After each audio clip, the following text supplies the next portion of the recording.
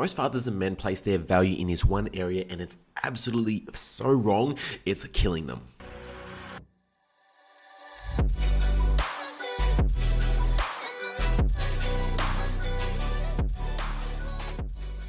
Welcome back to another episode of the Be Better podcast. I'm your host, Harrison Orr. I'm a father, business owner, men's health and performance coach, helping business owners and fathers alike become better fathers, better husbands, better leaders without sacrificing the business, their health, or their family. Just basically guys that want to have it all. You know, guys that have been successful in business in their career and want to have incredible relationships, phenomenal health, and just dominate life in all areas. And this episode comes from a conversation that I had earlier today with a friend. And this friend recently got divorced and has been going through some tough times. And he is like a lot of guys. And like myself, a recovering nice guy, I've just exposed him to the No More Mr. Nice Guy book. And I think it's about to, shatter his ego, but then also put him on a very new trajectory for life. Because especially as men, like putting aside the nice guy syndrome. And so if you're not familiar with the nice guy syndrome, first of all, go read the book, No More Mr. Nice Guy by Dr. Robert Glover.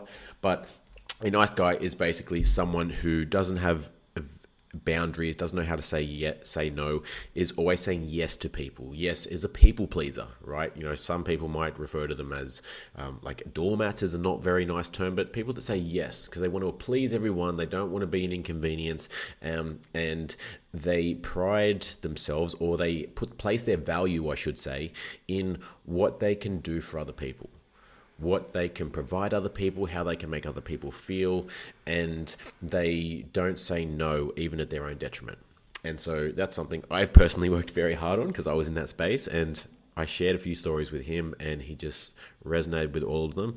And one of the things that I want to share today, because I know a lot of fathers have done this and are doing this, is placing their value as a man of the household in how much money they make, right? Because we put our emphasis on being the provider of the family, and we subconsciously mean the financial provider in that sense. Guys say, I want to provide for my family. I want to have so much money that, you know, we never have to go without anything, that they can have access to everything that they need, all that stuff. And more often than not, we end up sacrificing what our family really needs in the pursuit of that. We place the business or our career, whatever money-making vehicle we have, at the forefront, right? We need to work harder, longer hours. We need to make sacrifices in our sleep, in our health, in time with our family, time with our friends even, to make that money. Because the cost of living is going up, shit's getting expensive. Not many households can do it on a single income now. So even the wife is the female is having to go to work as well, changing her time with the kids once they're born and having to work. And so now, obviously, guys are starting to feel like they're not doing enough. But even in that situation, guys still like to be the breadwinner. We still want to be earning more so that our family doesn't have to stress. And that creates a lot more stress for us. And so I'm not trying to devalue the work ethic or the desire to make ridiculous amounts of money so your family never has to stress about resources like that. 100% that should be up there if that's important to you, right? Because money can solve a hell of a lot of problems. I wholeheartedly agree that if you have time and energy as a male, you can solve a hell of a lot of problems, right? And so if we're at our best, naturally we become better fathers, better husbands, better men in general, and we're able to help more people, right? Especially if you're aiming to make an impact, even if it's just for the people that work for you or the people that you work with, or, you know, maybe you're like myself, you're coaching or you're influencing people in a positive direction. You are able to help more people when you have your own shit sorted, right? And so what I want this podcast to be about, and hopefully shift your mindset a little bit or open it up, is to the fact that, or the idea at least, that your worth as a man is not solely derived from how much money you make. not solely derived from how much money you provide for the family. Because at the end of the day, even if you've got billions of dollars, but you have to sacrifice the presence with the family, do you think your kids are going to value that? Do you think your kids are going to grow up better off for that? Do you think your wife or your partner is going to be better off for that? And so, if you're not sure on how to answer that, I'd like you to think back to your childhood.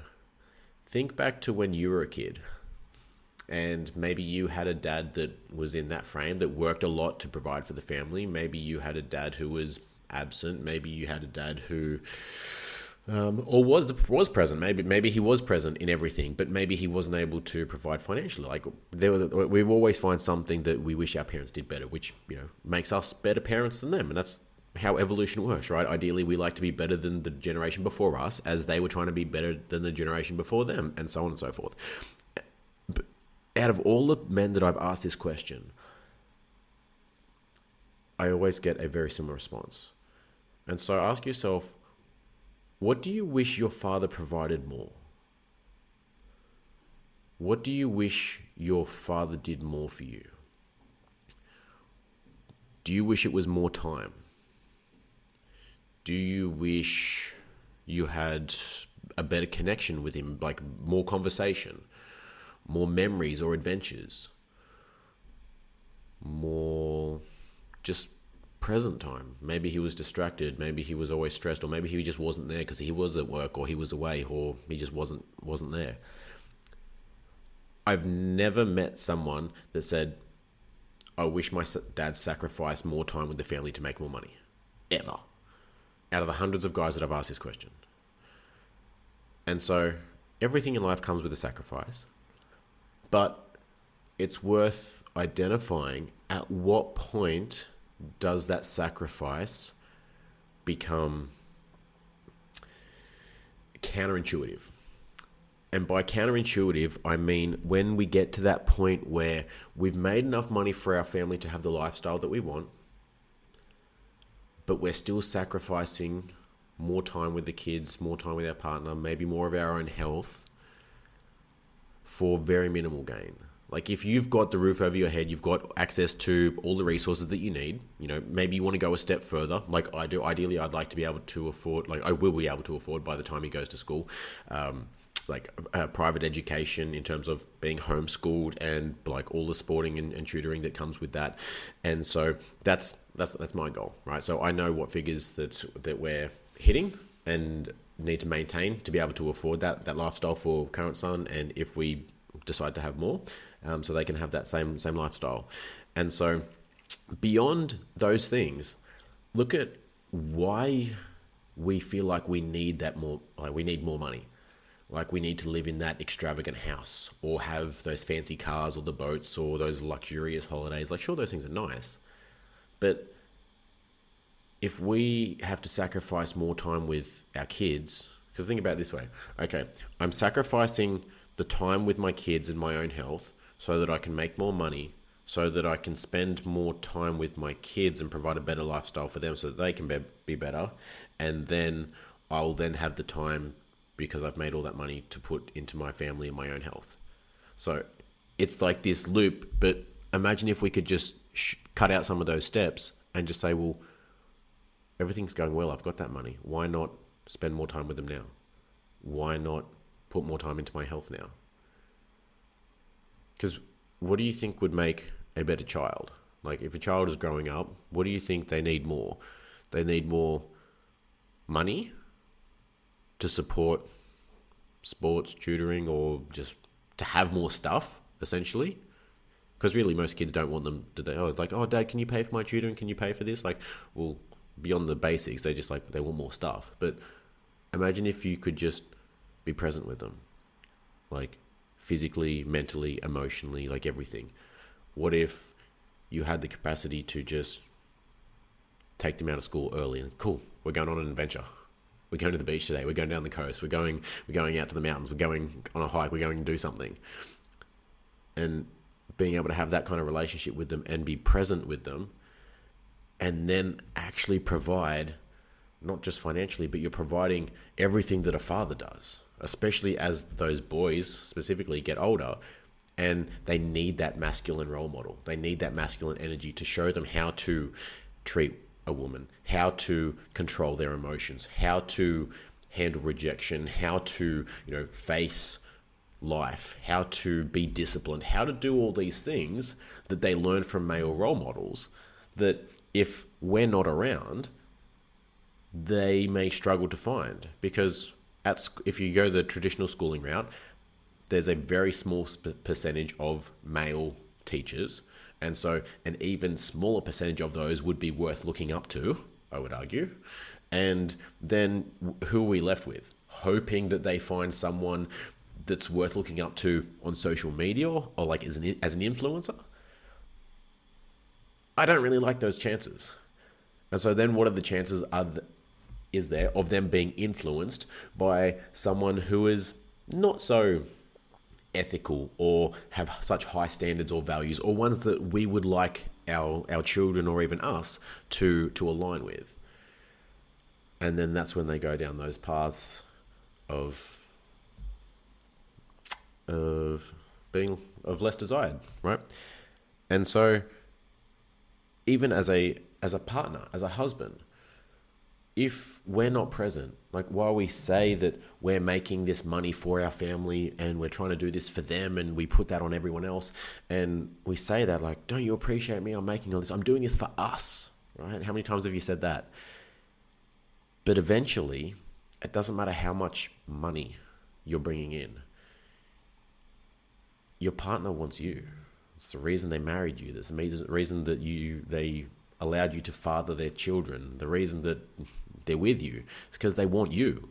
Everything that you provide, your humor, your stability, your humility, like that emotional support, like that intimacy, that connection, like everything that you have to offer as a human being, not just as a paycheck, is what's then missing. And so some relationships end up being disconnected. Some end up deviating and cheating or going out elsewhere to have those needs met.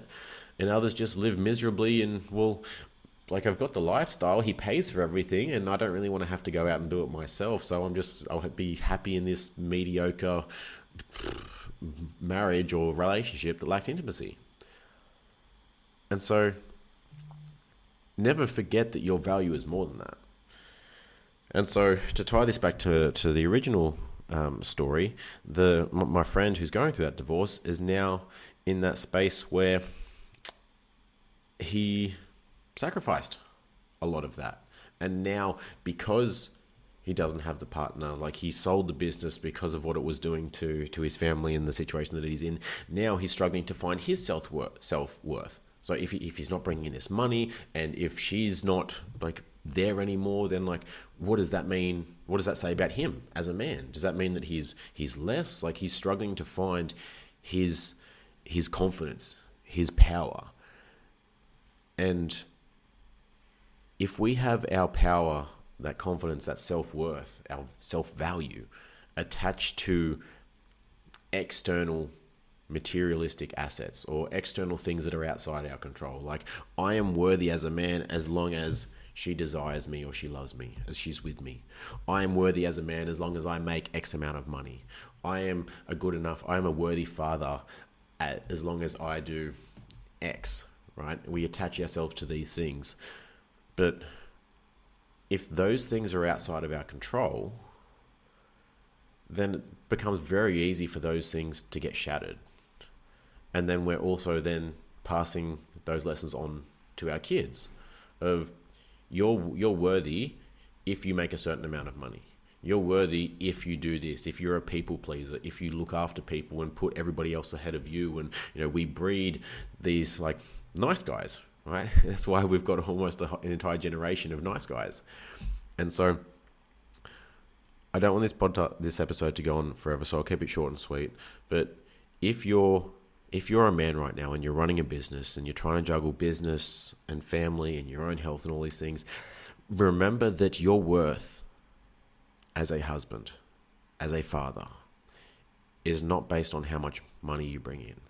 And so if you're setting goals or intentions for 2025, which I hope you are, other than just the business forecast, other than maybe some generic goals like, oh, I want to lose a couple of kilos, or put my health first, whatever it might be, think about how you might show up differently if you prioritize those relationships with your family, but also with yourself.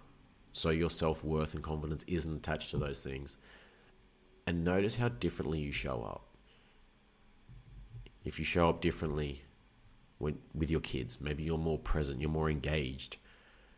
Maybe with your wife or your partner, you're more intimate, you're more attentive, you notice finer details. You do things that you used to do when you were dating, when you were trying to impress her, you were trying to get her, you were like doing all these things. But those little signs or those little actions or behaviors have maybe fallen away because you think that, oh, well, I make all the money I do, isn't that enough?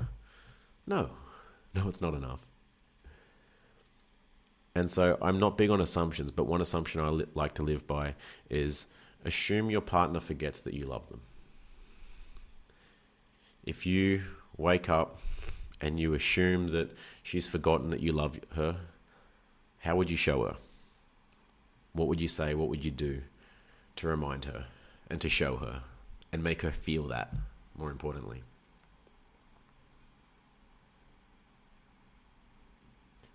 And so I hope that's been helpful. If that's sparked an epiphany or a realization of any thoughts in you, I'd love to hear that. I'd love to hear what your intentions are for 2025. Drop us a message on Instagram or in the comments to this, or share it with a father or a business owner that you feel might resonate with some of the stuff I've spoken about today.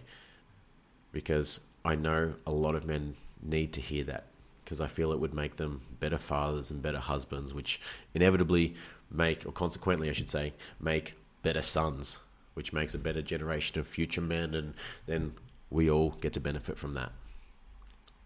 So, hope that's helpful. Merry Christmas. Talk to you guys soon. Bye.